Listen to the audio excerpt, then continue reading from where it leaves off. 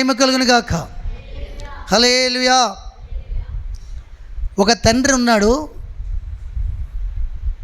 ఒక చిన్న ఉద్యోగం చేసుకుంటూ జీవిస్తున్నాడు. 2 అబ్బాయిలు, 1 అమ్మాయి, సంతానం కలిగి ఉన్నాడు. భార్యను కోల్పోయాడు. 2 అబ్బాయిలకి మ్యారేజ్ చేశాడు, అమ్మాయికి కూడా మ్యారేజ్ చేశాడు. అమ్మాయికి అంతంత మాత్రం చిన్న బిజినెస్ చేసుకునే వ్యక్తికి ఇచ్చాడు. అబ్బాయిలు 2 కూడా మన శేఖర్ ప్రదీప్ లాగా మంచి ఉద్యోగాల్లో ఉన్నారు. ఏమండి, కొన్నాళ్ళ తర్వాత ఏదో కొంచెం అలా కొనసాగుతున్నాడు. పెన్షన్ వస్తుంది, కొంత డబ్బు వస్తుంది, ఆయన ఓ పక్కన పెట్టుకుంటున్నాడు. ఒకరోజు నేను కనీ పెంచాను కదా, వీళ్ళు చదివించాను కదా, మంచి ఉద్యోగములు ఇప్పించాను కదా, ఆమె కూడా చదివించాను కదా, మంచి భర్తను చేశాను కదా, అసలు నా పిల్లలకు నా పట్ల ప్రేమ ఉందా లేదా, పట్టించుకుంటారా లేదా, రేపొద్దున ఇప్పుడు కొంచెం వయసు కొంచెం పర్వాలేదు, నడవగలుగుతున్నాను, రేపు కాలు చేయి పడిపోద్ది, అప్పుడు ఏమన్నా నాకు సహాయాలుగా ఉంటారా ఉండరా అన్నటువంటి ఆలోచన వచ్చి ఒక క్లాత్ బ్యాగ్, గుడ్డ బ్యాగులు అంటారు, అట్లా పొడవుకుండి ఇంతకుముందు, ఇప్పుడులాగా ఫ్యాషన్ బ్యాగులు ఇలా తగిలించుకుని ఇలాగే హ్యాండ్ బ్యాగులు లేవు. అప్పుడు పెద్ద పొడవు బ్యాగ్ ఒకటి ఉండేది, గుడ్డ బ్యాగ్, అందులోనే పెట్టుకుని వెళ్ళేవారండి. అలాంటి బ్యాగ్ కూడా తగిలించుకుని ఫస్ట్ పెద్ద కుమారుడి దగ్గరికి వెళ్ళాడట. మొదట వెళ్ళి, ఏ నాన్నగారు ఏంటి ఎందుకు వచ్చారు అన్నాడంట మనవాడు. అది కదరా నాయన, నా హెల్త్ కొంచెం బాగాలేదు, ఆరోగ్యం బాగాలేదు, నాకు కొంచెం డబ్బులు ఇస్తే నేను డాక్టర్ చూపించుకుంటాను, కొంచెం సహాయం చేయనన్నా అన్నాడంట. ఏంటి డబ్బులా? మొన్నోసారి వచ్చారు, మా ఆవిడికి నాకు తక్కువైపోయింది మీ వల్ల, మా కుటుంబంలో నెమ్మది రకంగా అయిపోయింది, అలాండి డబ్బులు లేవు, ఏమీ లేవు, మీ బాధ్యత చదివించడం, పెళ్లి చేయడం మీ బాధ్యత, అక్కడితో అయిపోయింది, బాగానే ఉన్నా కదా ఇప్పుడు, వెళ్ళండి వెళ్ళండి, మళ్ళీ మా కుటుంబంలో చిచ్చు పెట్టకండి అన్నాడట. బాధతో వెనక్కి తిరిగి 2వ కుమారుడి ఇంటికి వెళ్ళాడటండి.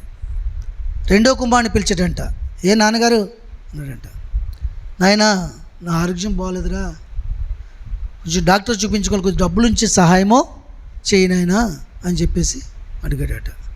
ఎక్కడొస్తాయండి మాకు, మా జీతాలు మాకే చాలు, జీతం అందుకొని కానీ మా ఆవిడ తీసేసుకుంటుంది, ఆవిడని అడిగితే ఇబ్బంది, మా దగ్గర ఏం లేవు, ఏదో బాధపడి వెళ్ళండి, చెల్లి ఉంది కదా ఆవిడ దగ్గరికి వెళ్ళండి అన్నాడంటండి వాడు. ఈ 50% ఉన్న బాధ 100 అయిపోయింది ఆయనకి, 100%కి వచ్చేసింది మనసులో బాధ. ఆయనను బాధపడుచు కుమార్తె దగ్గరికి వెళ్ళాడంట. వెళ్ళి అమ్మా అని అడిగాడట. డాడీ ఎప్పుడు వచ్చారు మీరు, రండి లోనికి రండి, కాళ్ళు కడుక్కోండి డాడీ, టీ తాగుతారా, ఏం తింటారా డాడీ? ఏమొద్దమ్మా. మరి ఏంటి డాడీ? ఏం లేదురా, పెద్ద అన్నయ్య దగ్గరికి వెళ్ళాను, 2వ అన్నయ్య దగ్గరికి వెళ్ళాను, పెద్ద అన్నయ్య దగ్గరికి వెళ్ళాను, పెద్ద అన్నయ్య తిరస్కరించాడు, 2వ అన్నయ్య దగ్గరికి వెళ్ళాను, 2వ అన్నయ్య కూడా తిరస్కరించాడు, నీ దగ్గరికి వచ్చానమ్మా, నా ఆరోగ్యం బాగోలేదు, కొంచెం డాక్టర్ చూపించుకోవాలి, నేను కొంచెం ఏమైనా డబ్బు ఉంటే సాయం చేయమ్మా.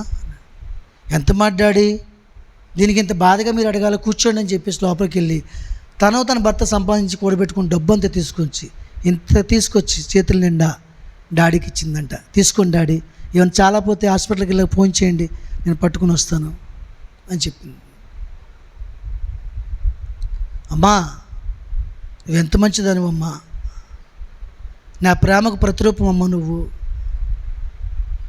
సరే ఈ డబ్బు నీ దగ్గరే ఉంచుకో అని టేబుల్ దగ్గరికి వెళ్ళి, ఒక టేబుల్ ఉంటే ఆ టేబుల్ మీద బ్యాగ్ పెట్టి జిప్ ఓపెన్ చేసి, అమ్మా ఇలారా నువ్వు అన్నాడంట.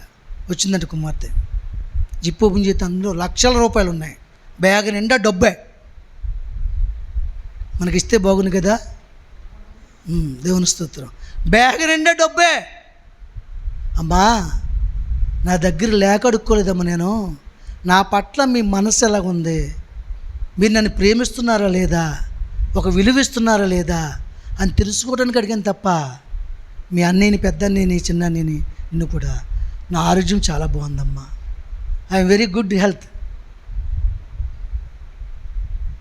నా మనసును గుర్తించి నాకు సహాయం చేయడానికి ముందుకు వచ్చా కనుక ఈ డబ్బంతా తీసుకోమ్మా, మీ వ్యాపారాన్ని అభివృద్ధి చేసుకోండి, సుఖంగా జీవించండి.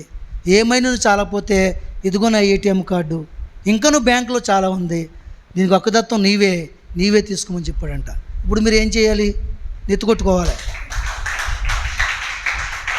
దేవుని స్తోత్రం.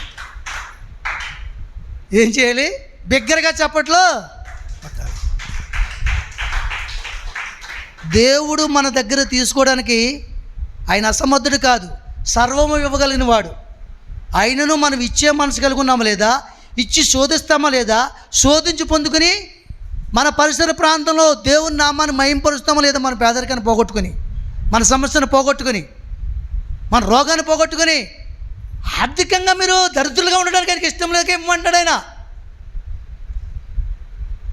ఎందుకు అడిగాడు? ఆయన దగ్గర లేక అడిగాడా? మీరు ఇచ్చేవారుగా ఉంటే పొందుకుంటారు. అమ్మాయి వలె ఇవ్వకపోతే అన్నదమ్ముల వలె తండ్రి ఆస్తిని కోల్పోతారు. జాగ్రత్త. మరోసారి చెప్పలు కొడదాం. దేవుడి మాటలు దీవించును గాక. ఆమేన్. కాబట్టి వచ్చేవారి నుంచి ఏం చేద్దాం?